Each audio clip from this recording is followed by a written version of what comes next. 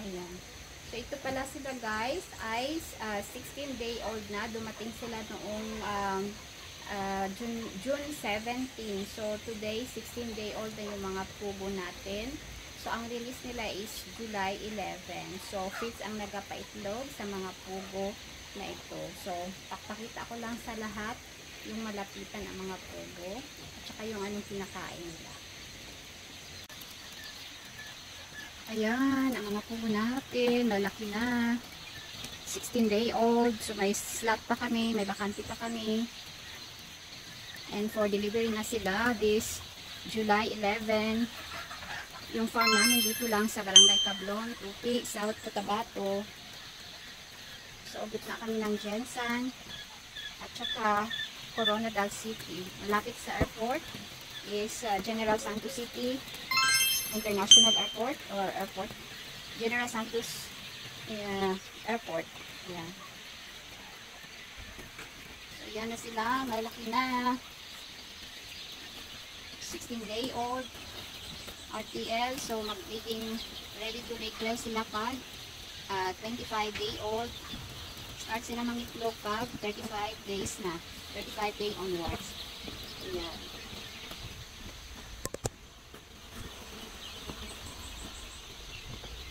So, konti lang ngayon dahil walang pasok. Konti lang aming in-order ng mga pugo. So, nasa ano lang ito sila. It's around more than 6,000 na pugo. Ayan.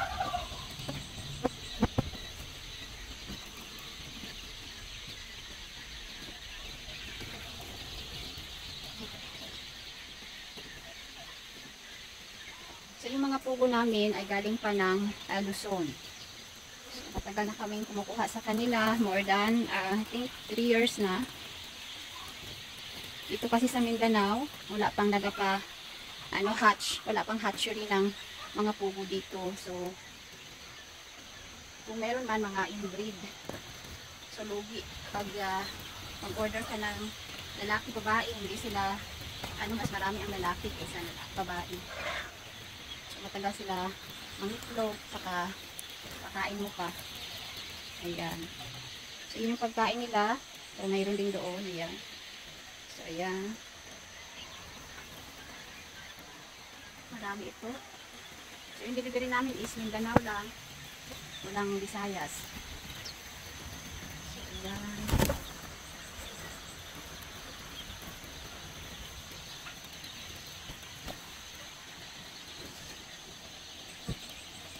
Bukso sila ng bukso. Ayun, malaman mo na sila malulusog. Ayan, yung bukso sila ng bukso, malikot masyado sila.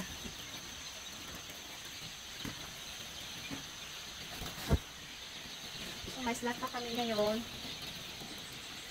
Nagkakanti pang RTL na for delivery. Ayan. Message lang kami sa aming page. WWS Whale Farm. Meron kaming group. Kami rin ang admin. Whale Business and Pugo Racers in Mindanao. Ayan. Ito naman tayo. So, ito lahat. Ang aming RTL. Mga pugo na babae. So, sa 11 July ang release nila. Ayan.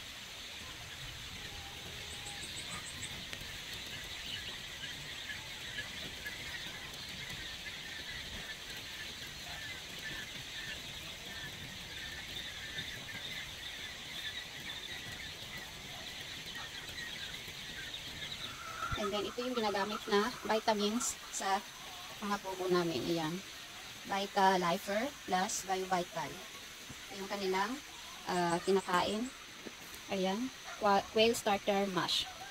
Chickser brand ang gamit namin. Ayan. So, matagal na rin kami sa Chickser. Pwede rin gumamit ng yung pinaka, kahit saan kasi meron is yung Pilmico na brand ng feeds. So, sa amin ay Chickser lang talaga. Dahil yan yung malapit dito sa amin. So, Chickser feeds ang ginagamit. So, pag na sila, pag mag-start na sila mangitlog, ang pinapakain is mix ng starter feeds at saka layer feeds. So dumidepende din sa yung transition nila, depende kung ilan yung itlog. So hindi biglaan ang pagkakain ng layer feeds. Ayan. So ayan lahat ng aming mga ready to lay na pugo na babae. So sa 11 July na ang kanilang release. Mayroon pa kaming bakante. So ang farm namin dito lang sa Cablon, Tupi, South Cotabato. So please don't forget to subscribe to my channel. Thank you so much.